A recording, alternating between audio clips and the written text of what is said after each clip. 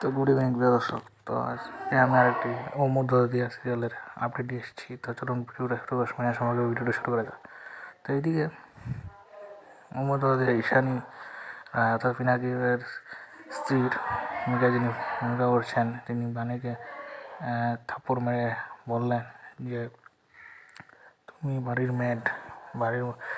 মেয়েদের হিসেবেই থাকবে, তুমি আমাকে কি মায়ের মাতৃস্নেহের ফায়দা উঠাবে নাকি?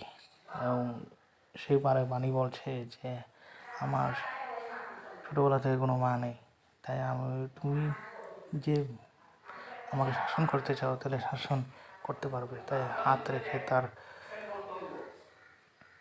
মাথায় হাত রেখে বললো যে তুমি যদি আমাকে শাস্তি দিতে চাও তাহলে তুমি শাস্তি দিতে পারো। এদিকে তারও অর্থাৎ ঈশানীরা চোখে জল এসে বললো, আর সকলেই পরিবাররা তার দিকে তাকিয়ে থাকলো, বাণী আর তার ঈশানী রায়ের দিকে। তো এইভাবে আপডেট পেতে আমাদের চ্যানেলকে সাবস্ক্রাইব করুন, ফলো করতে থাকুন। ধন্যবাদ আমার প্রিয় দর্শক ভিডিওটি দেখার জন্য, এইভাবে আপডেট পাওয়ার জন্য।